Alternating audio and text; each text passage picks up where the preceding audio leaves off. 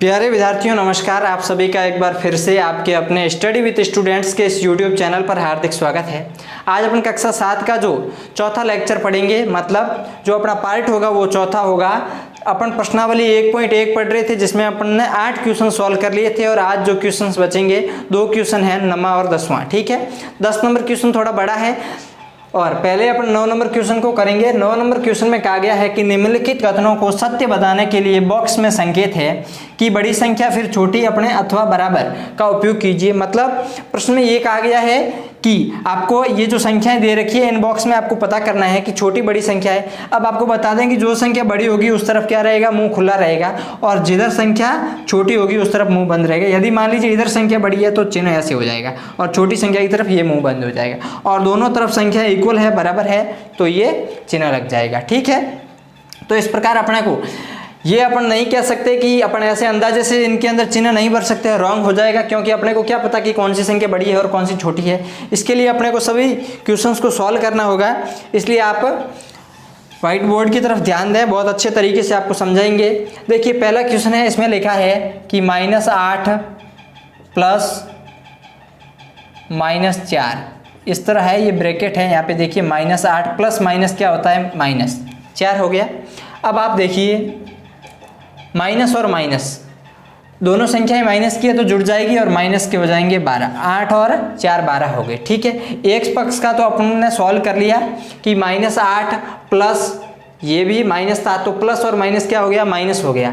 दोनों संख्याएं माइनस की थी, जुड़ गई तो माइनस के टोटल हो गए 12। अगला देखेंगे अपन कि -8 माइनस यहाँ पे -4 है, इसको जब अपन सॉल्व करें तो -8 और माइनस देखिए क्या हो गया, प्लस, यहाँ हो गए 4। ठीक है, माइनस के 8 और प्लस के 4, मतलब माइनस प्लस क्या होता है, माइनस होता है। जब 8 में से 4 घटाएंगे तो पीछे तो 4 बचेंगे, लेकिन बचेंगे किसके, माइनस के, क्योंकि यहाँ पे माइनस की जो संख्या है वो क्या है, बड़ी है। अब माइनस के 12 और माइनस के 4, इन दोनों में से बड़ी संख्या कौन सी है, इन दोनों में से बड़ी संख्या है वो है -4। क्यों -4 बड़ी है, क्योंकि जब अपन संख्या रेखा पढ़ते हैं, संख्या रेखा में बीच में देखो क्या होता है, 0, और दाईं तरफ होती है धनात्मक संख्याएं, और दाईं तरफ धनात्मक संख्याएं और बाईं तरफ होती है ऋणात्मक संख्याएं। इसमें देखिए पहले क्या आता है, -1, फिर -2, फिर -3, फिर -4, इस प्रकार आता है। तो इसमें आपको पता होना चाहिए जितनी बड़ी संख्या माइनस की होगी वो उतनी ही क्या होगी, छोटी होगी। तो यहाँ पे -12 है, ये संख्या क्या है, -4 से छोटी है, और -4 क्या है, बड़ी है। आपको ध्यान रखना है, क्योंकि संख्या रेखा पर पहले क्या यहाँ आता है, -4 आता है, इसलिए -4 बड़ी है और -12 छोटी है। माइनस की संख्या जितनी बड़ी होती है उतनी क्या होती है, छोटी होती है, इस बात का ध्यान रखें। तो देखिए -12 और -4 तो बड़ी संख्या है इस तरफ यहाँ पे, तो इसका मतलब मुंह इस तरफ खुला रहेगा। ठीक है, क्योंकि इस तरफ क्या थी, संख्या बड़ी थी और इस तरफ छोटी थी। इसका अपने आया था -12 और इसका आया था -4, तो ये संख्या बड़ी है। ठीक है, और माइनस की संख्या जितनी बड़ी होती है उतनी छोटी होती है, ये भी ध्यान रखना है। अब अगला देखिए, आगे अपन देखते हैं -3 प्लस 7 माइनस और 19। जब अपन इसे सॉल्व करेंगे तो -3 प्लस 7 माइनस और इसके अंदर है प्लस, माइनस प्लस क्या होता है, माइनस, तो ये हो गए 19। ठीक है, अब देखिए माइनस की संख्या, एक तो माइनस के 3 है और इधर है माइनस के 19, तो अपन क्या करते हैं, माइनस की संख्याओं को दोनों को जोड़ लें तो कितने हो जाएंगे, 19 और 3 को जोड़ लीजिए, हो गए 22। तो ये -22 प्लस 7। ठीक है, अब देखिए -22 और प्लस के साथ, माइनस प्लस क्या होता है, माइनस होता है। अब देखिए 22 में से 7 को घटाने हैं तो पीछे कितने बच जाएंगे, 15, कितने बच जाएंगे, -15 और 7 कितने हो जाएंगे, 22 होते हैं। तो आपको ध्यान होना चाहिए माइनस की संख्या यहाँ बड़ी थी, क्या थी, बड़ी, माइनस के 22 थे और प्लस के 7 थे। जब माइनस प्लस माइनस होता है तो 22 में से यदि 7 घटा दिए जाए तो पीछे बच गए 15 किसके बचेंगे, माइनस के, क्यों, क्योंकि यहाँ पे माइनस की संख्या बड़ी थी। अब आगे देखिए, अगले स्टेप में अपन देखते हैं कि 15 माइनस 8 प्लस माइनस यहाँ पे कितने हैं, 9। अब इसको अपन सॉल्व करें तो 15 माइनस 8 प्लस माइनस क्या होगा, प्लस माइनस माइनस, और यहाँ आ जाएगा 9। अब देखिए माइनस की संख्या ये 2 है, 8 और 9, तो माइनस की संख्याओं को जोड़ दें, 8 और 9 कितने होते हैं 17, माइनस के 17। अब देखिए यहाँ पे प्लस के तो 15 है और माइनस के 17 है, 15 में से 17 नहीं घट रहे हैं तो 17 में से 15 घटा दो, पीछे कितने बचते हैं 2 बचते हैं, 2 बचेंगे किसके माइनस के, क्योंकि यहाँ पे माइनस की संख्या क्या है बड़ी है और यहाँ पे है 15। तो देखिए माइनस के 15 है एक तरफ और एक तरफ है माइनस के 2, तो बड़ी संख्या माइनस के 2 होगी। ठीक है, इस बात का भी आपको ध्यान रखना है। और अभी बताया था कि माइनस की संख्या जितनी बड़ी होती है उतनी ही छोटी होती है और माइनस की संख्या जितनी छोटी है, अब देखिए माइनस की 15 और माइनस के 2 में माइनस का 2 बड़ा है, क्योंकि संख्या रेखा पर अपन जब बाईं ओर चलते हैं तो -2 पहले आता है और 15 बाद में आता है, इस बात का आपको ध्यान रखना है। तो इस प्रकार अपने दूसरा क्वेश्चन जो बी है वो भी समझ लिया है। अब आगे की ओर ध्यान देते हैं। अब जो सी में क्या लिखा है कि 23 माइनस 41 प्लस 11, इसमें आप ध्यान दीजिए कि प्लस की संख्या है कौन सी है, ये संख्या ये प्लस की है और ये भी संख्या प्लस की है, जिसके आगे कोई साइन नहीं है इसके आगे और इसके आगे प्लस का साइन है, तो ये दोनों प्लस की है। तो 23 और 11 को जोड़ दिया जाए तो टोटल हो जाएंगे आपके 34, कितने हो जाएंगे 34 माइनस 41। इन दोनों संख्याओं को मैंने जोड़ा है तभी 34 हुआ, इस बात का ध्यान रखना चाहिए। 3 और 1 4, 2 और 1 3, तो 34 माइनस 41। अब देखिए 34 में से 41 घट नहीं रहे हैं, तो 41 में से 34 को घटा दीजिए, पीछे कितने बचते हैं, पीछे बचेंगे 7 और 7 बचेंगे माइनस के। क्यों, क्योंकि यहाँ माइनस की संख्या क्या है बड़ी है। 41 में से 34 घटा दिए तो पीछे 7 बच गए और 7 बचे किसके माइनस की संख्या के, क्योंकि माइनस की संख्या यहाँ क्या थी बड़ी थी, इसलिए माइनस का चिन्ह लगेगा। अब इससे सामने वाला स्टेप देखते हैं, ये वाला 23 माइनस 41 माइनस 11। अब इसमें आप देखिए 2 संख्याएं माइनस की है, -41 और -11, तो इनको अपन जोड़ दें तो 23 माइनस 41 और 11 कितने हो जाएंगे 4, और यहाँ पे 1 और 1 2 हो गए और 4 और 1 5, 52 हो गए। तो देखिए अब 52 में से 23 घटा दीजिए, ये 52 है और ये 23 घटा दें, 12 में से 3 गए पीछे बच गए 9 और 4 में से 2 गए पीछे बचे 2, मतलब जो यहाँ आएंगे कितने 29 किसके होंगे माइनस के। क्यों, क्योंकि माइनस की संख्या बड़ी थी, क्योंकि माइनस के 52 है और प्लस के 23 है, प्लस की संख्या कम है माइनस की संख्या ज़्यादा है, और जिसकी संख्या ज़्यादा होती है जिस चिन्ह की उसी का साइन उत्तर में लगता है। तो ये भी समझ में आ गया होगा आपको कि अपन ने जो 23 वाला, इसमें देखिए -7 और -29, एक तरफ है -7 और एक तरफ है -29, तो देखिए बड़ी संख्या है -7 जो कि संख्या रेखा पर पहले आती है। ठीक है, तो ये आपके इस प्रकार लगेगा ऐसे। ठीक है, अब आप ये भी समझ गए होंगे -29 संख्या रेखा पर -7 के बाद आते हैं, इसलिए -7 बड़ी है, -29 छोटी है। आपको 1-2 बार भी बता दिया है कि माइनस की संख्या जितनी बड़ी होगी उतनी ही वो छोटी होती है। अब अगला क्वेश्चन पे ध्यान देते हैं, जो डी है, लिखा है कि 39 प्लस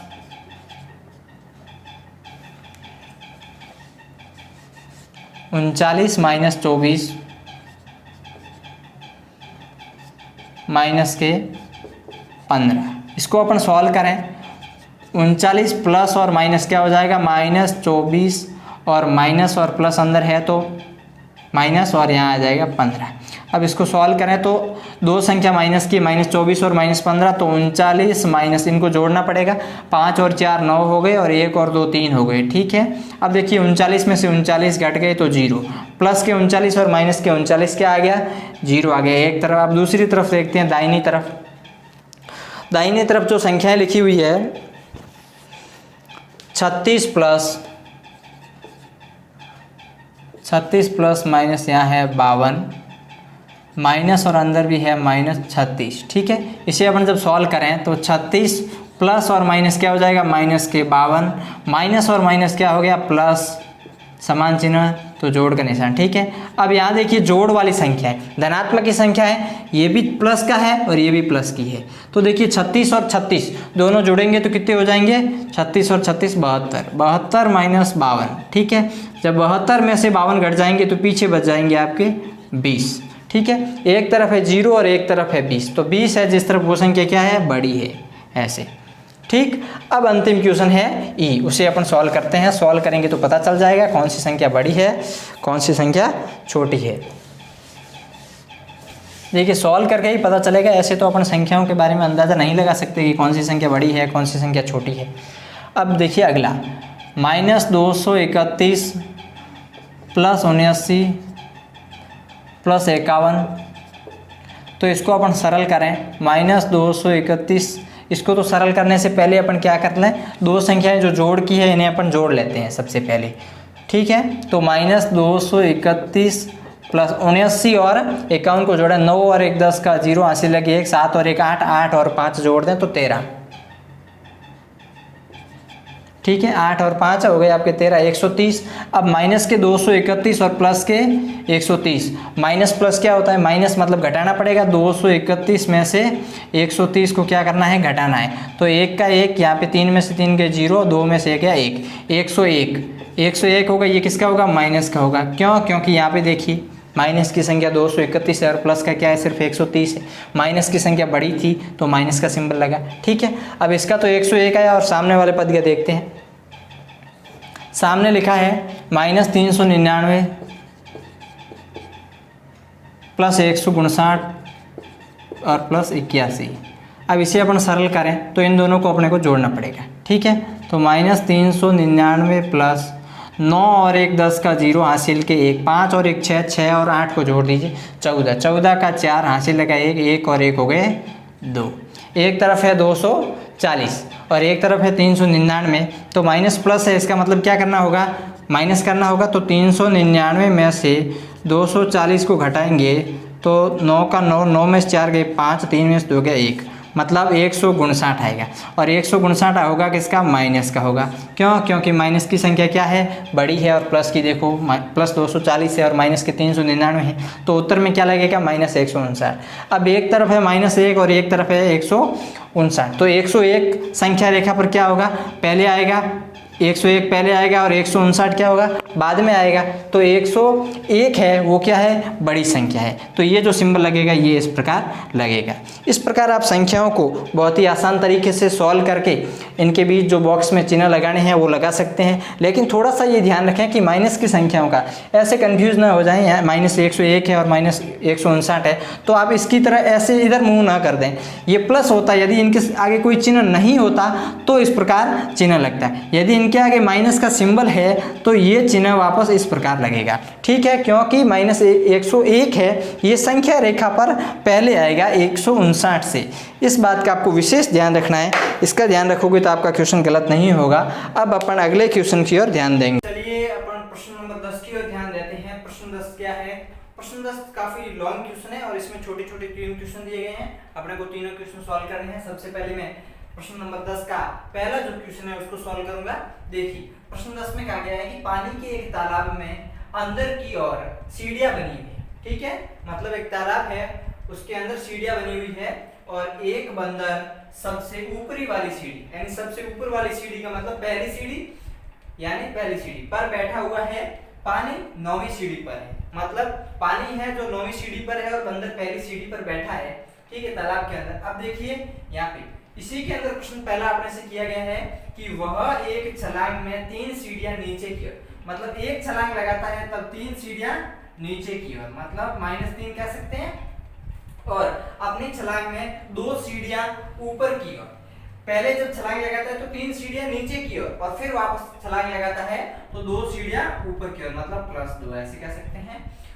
ऊपर की ओर जाता है, कितनी छलांगों में वो पानी के स्तर तक पहुंच जाएगा, अर्थात पानी के स्तर तक पहुंचने का मतलब क्या है, 9वीं सीढ़ी तक कब तक वो कितनी छलांगों से पहुंच जाएगा, ये अपने को बताना है। और अपने शर्त क्या है कि एक छलांग जब वो लगाता है नीचे की ओर तो 3 सीढ़ियां पार करता है। तो अपन कह सकते हैं कि पहली सीढ़ी ये यहाँ पे है, मतलब यहाँ पर इस पहली सीढ़ी पर बंदर है और वो जब छलांग लगाता है तो 3 सीढ़ियां नीचे की ओर, मतलब यहाँ पे बंदर बैठा है तो 3 सीढ़ियां नीचे की ओर, यहाँ 1 हो जाएगी, यहाँ 2 और यहाँ 3, ठीक है।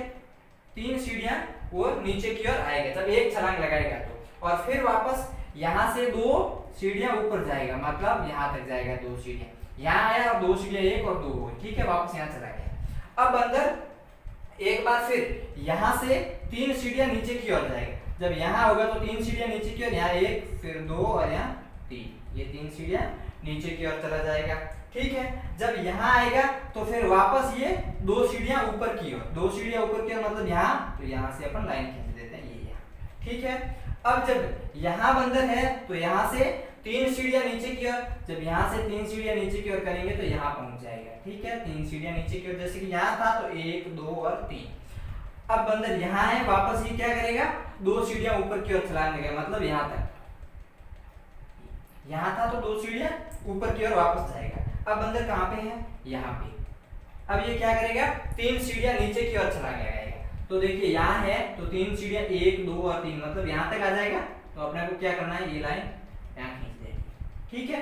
अब जब बंदर यहाँ पे पहुंच गया तो अब ये 2 सीढ़ियां वापस ऊपर की ओर जाएगा, मतलब यहाँ तक जाएगा, ठीक है। तो ये लाइन यहाँ तक खींच दीजिए, ये वापस यहाँ चला गया। अब बंदर यहाँ बैठा है, ठीक है, और वापस क्या करेगा, 3 सीढ़ियां छलांग लगाएगा। तो देखिए 1 2 और 3, तो ये यहाँ पहुंच जाएगा, 1 2 और 3, ठीक है। अब जब यहाँ पहुंच गया तो ये अब क्या करेगा, 2 सीढ़ियां वापस ऊपर की ओर छलांग लगाएगा, 1 और 2, मतलब यहाँ तक जाएगा, ये यहाँ तक आ गया, ठीक है।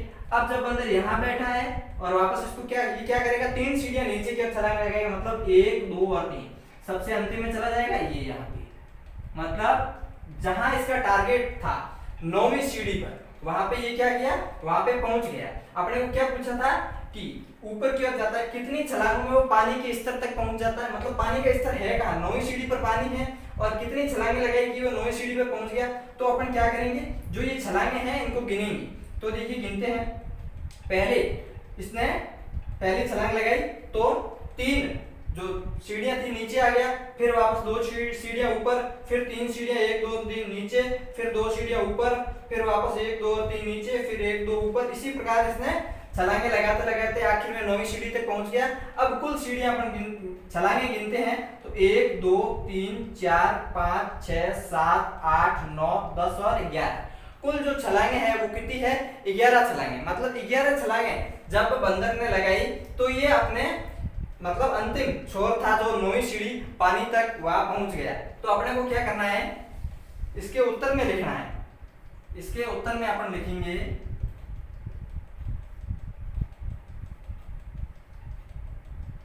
बंदर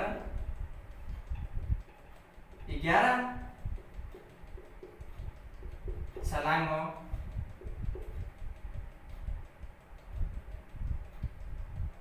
में वह पानी के स्तर मतलब जहां पानी है, पानी के स्तर तक पहुंच जाएगा। देखिए ये क्वेश्चन आपको बहुत अच्छे से समझ में आ गया होगा, किस प्रकार किया था। देखिए क्वेश्चन बहुत आसान है, इसे आप एक बार और समझोगे। इसे जब इस तरह आप करोगे तो बहुत आसान तरीके से आपको समझ में आएगा कि वो एक छलांग में 3 सीढ़ियां नीचे की ओर, एक छलांग में 3 सीढ़ियां नीचे की ओर, फिर कह रहा है कि 2 सीढ़ियां ऊपर की ओर, वापस 2 सीढ़ियां ऊपर की ओर। मतलब ये बंदर है और बंदर का स्वभाव है कूदना, नीचे पहले फिर ऊपर, इस तरह, ठीक है। तो वही इसके अंदर प्रक्रिया की गई है, पहले 3 सीढ़ियां नीचे आया, फिर 2 ऊपर गया, फिर 3 नीचे, फिर 2 ऊपर, फिर 3 छलांग, फिर ऐसे 2। इस प्रकार ये कुल 11 छलांगों के साथ अपने टारगेट तक पहुंच गया, अर्थात 9वीं सीढ़ी जहां पानी की सतह थी वहां पहुंच गया। इस प्रकार 10 नंबर क्वेश्चन है, उसका जो 1 नंबर क्वेश्चन था उसे अपन ने बहुत ही आसान तरीके से समझ लिया। और जो सेकंड नंबर क्वेश्चन है वो इसी टाइप में है, मैं आपको यही आपको आगे समझाऊंगा। तो चलिए अब अपन प्रश्न नंबर 10 का जो सेकंड क्वेश्चन है उसे समझने का प्रयास करते हैं। देखिए इसमें लिखा है कि पानी पीने के पश्चात, मतलब बंदर ने पानी तो पी लिया था, 9वीं सीढ़ी तक पहुंच गया था और पानी पी लिया है। पानी पीने के पश्चात वो वापस जाना चाहता है। क्या करना चाहता है, वापस जाना चाहता है। और इस कार्य को करने के लिए वो फिर से छलांग को लगाएगा। छलांग में वो 4 सीढ़ियां ऊपर की ओर जाएगा। मतलब अब तो अंतिम स्थिति में बंदर यहाँ पे है, अब वो वापस पहली सीढ़ी पर जाने के लिए 4 सीढ़ियां ऊपर की ओर छलांग लगाता है और अगली छलांग में 2 सीढ़ियां नीचे की ओर जाता है। अब वापस पहले तो 4 सीढ़ियां ऊपर की ओर छलांग लगाएगा, फिर वापस 2 सीढ़ी नीचे जाएगा। कितनी छलांगों में वो वापस सबसे ऊपर वाली सीढ़ी अर्थात पहली सीढ़ी पर पहुंच जाएगा, ये प्रश्न पूछ रहा है। तो मतलब यहाँ पे बंदर जब 9वीं सीढ़ी पर यहाँ है, ठीक है। अब प्रश्न कह रहा है कि वो एक छलांग में 4 सीढ़ियां ऊपर की ओर जाता है। मतलब यहाँ से गिनिए 1 2 और 3 और 4 कहाँ यहाँ पे है 4 सीढ़ियां। तो इस लाइन को आप यहाँ से मिला दीजिए सीधा, ठीक है, मतलब बंदर यहाँ पहुंच गया, 4 सीढ़ियां पार की, मतलब 9वीं पर था और 5वीं पर आ गया। अब बंदर यहाँ पहुंच गया है, यहाँ पहुंचने के बाद ये क्या करता है कि अगली छलांग में ये 2 सीढ़ियां नीचे की ओर, अब देखिए 2 सीढ़ियां नीचे की ओर आता है वापस, मतलब यहाँ पे है 1 और 2 यहाँ पे आएगा वापस, ठीक है। तो अपन इसको इससे मिला देते हैं, ये 2 सीढ़ियां वापस आ गया यहाँ पे, इसका मतलब बंदर अभी यहाँ पे है, ठीक है। अब देखेंगे, अब वापस ये 4 सीढ़ियां ऊपर की ओर छलांग लगाएगा, तो 1 2 3 और 4 यहाँ पे है, तो यहाँ पे 4 सीढ़ियां छलांग लगाएगा, तो यहाँ पे पहुंच जाएगा, और इस लाइन को अपन इससे मिला देते हैं, ठीक है। और ये बंदर यहाँ पहुंच गया। अब यहाँ पहुंचने के बाद ये क्या करता है, वापस 2 सीढ़ियां नीचे की ओर छलांग लगाता है, मतलब ये यहाँ आ जाता है, ठीक है। अब बंदर यहाँ है, यहाँ देखिए अब वापस क्या करेगा, 4 सीढ़ियां ऊपर की ओर छलांग लगाएगा, तो देखिए 1 2 3 और 4 यहाँ पहुंच जाएगा, मतलब पहली सीढ़ी पर। तो देखिए इसको इसे मिला देते हैं, ये पहली सीढ़ी पर पहुंच गया है। अब बंदर ने किया क्या था, पहले यहाँ से 4 सीढ़ियां ऊपर की ओर छलांग लगाई, तो देखिए यहाँ पे था, तो पहली सीढ़ी ये, फिर दूसरी, फिर तीसरी और ये चौथी, यहाँ पहुंच गया। 4 सीढ़ियों पर वो पहुंचने के बाद वो वापस नीचे 2 सीढ़ियों पर आता है, तो यहाँ पे था तो नीचे की ओर 2 सीढ़ियां, 1 और 2 यहाँ पे आ गया, तब यहाँ पे था तो वापस इसको 4 सीढ़ियां ऊपर की ओर जाना था, 1 2 3 और 4 यहाँ पहुंच गया। अब यहाँ पहुंचने के बाद क्या करता है कि 2 सीढ़ियां वापस नीचे की ओर जाता है, तो 1 और 2 यहाँ पहुंच गया। अब यहाँ है तो वापस कितनी सीढ़ियां, 4 सीढ़ियां ऊपर की ओर, तो 1 2 3 और 4, मतलब यहाँ पहली सीढ़ी पर पहुंच गया। अब इसमें कहा गया है कि ऊपर वाली सीढ़ी पे पहुंच जाएगा, मतलब कितनी छलांगे लगाएगा। अब ये जो है ये छलांगे हैं बंदर की, अब अपन गिनते हैं 1 2 3 4 और 5 छलांगे लगाता है बंदर, कितनी, 5 छलांगों से वो पहली सीढ़ी पर पहुंच जाता है। तो अपन लिखेंगे अतः 5 छलांगों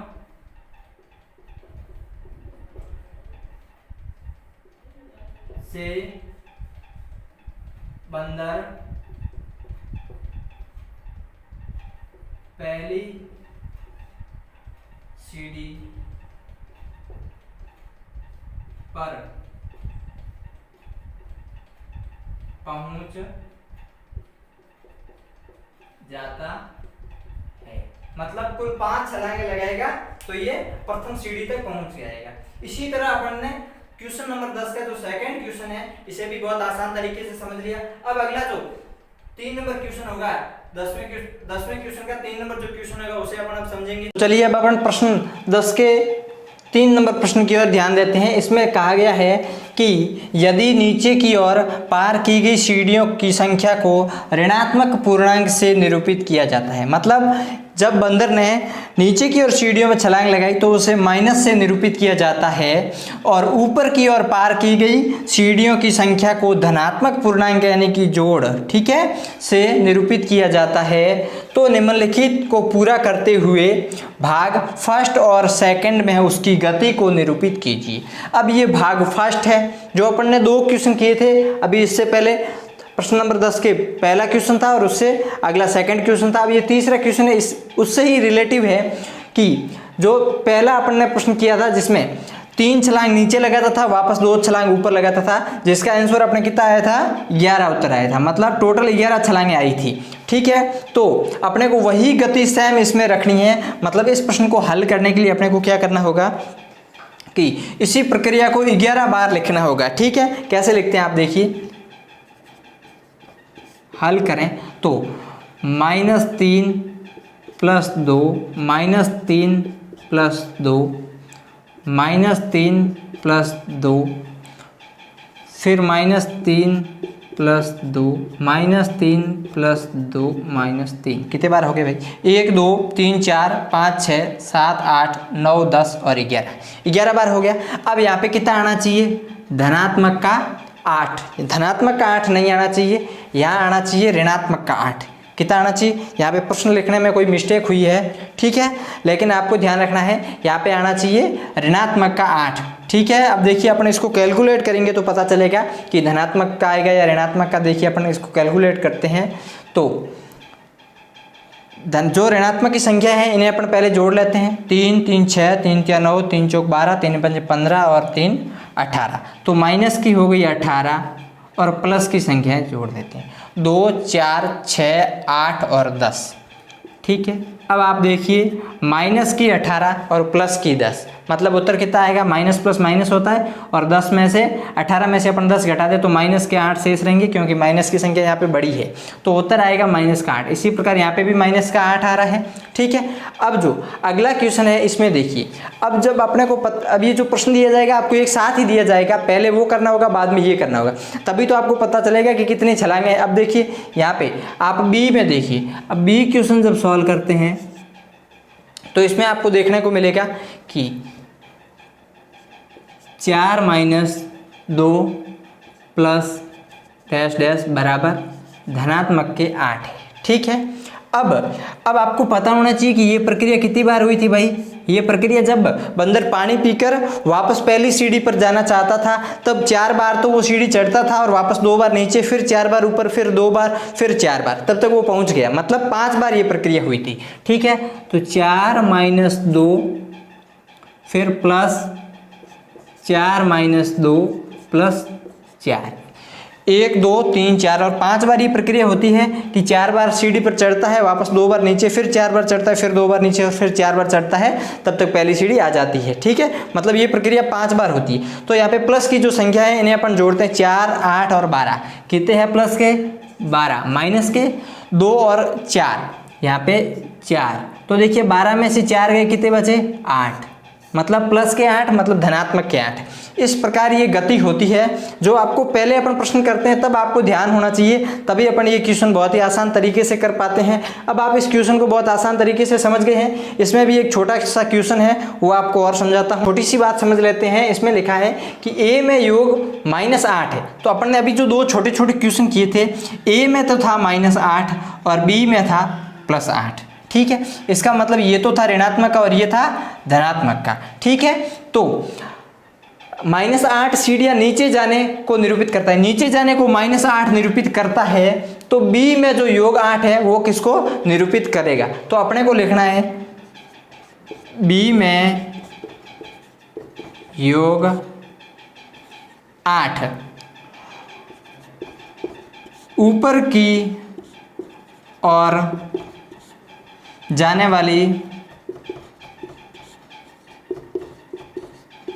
सीढ़ियों, ऊपर की ओर जाने वाली सीढ़ियों को प्रदर्शित करेगा। बात समझ में आई कि नहीं आई आपके भाई? देखिए बात सिर्फ इतनी थी कि जो ए में अपने योग आया था वो क्या है, -8 सीढ़ियाँ नीचे जाने को निरूपित करता है। तो जो बी में जो योग 8 है वो किसको निरूपित करेगा, जो बी में जो योग 8 है वो ऊपर जाने वाली सीढ़ियों को निरूपित करेगा। ए में जिसमें अपन बंदर नीचे आ रहा था पानी पीने के लिए 9वीं सीढ़ी पर, और बी में क्या कर रहा था, बंदर ऊपर जा रहा था मतलब पहली सीढ़ी पर वापस। ठीक है, अपन ने 2 क्वेश्चन सबसे पहले समझे थे और उसके बाद अपने टोटल 3 क्वेश्चन और एक ही छोटा सा क्वेश्चन समझ लिया है। और अब आपको बता दें कि यदि ये सभी क्वेश्चंस आपको समझ में आ गए हो तो आप इस वीडियो को कर दें लाइक, और यदि आप इस YouTube चैनल पर नए हैं तो इस YouTube चैनल को ज़रूर सब्सक्राइब करें और पास में दी गई बेल आइकन की घंटी को भी ज़रूर दबा दें ताकि आने वाली हर वीडियो की नोटिफिकेशन आपके पास समय समय पर पहुँचती रहे और आपका पाठ्यक्रम है जो वो धीरे धीरे आप उसे पढ़ते रहें।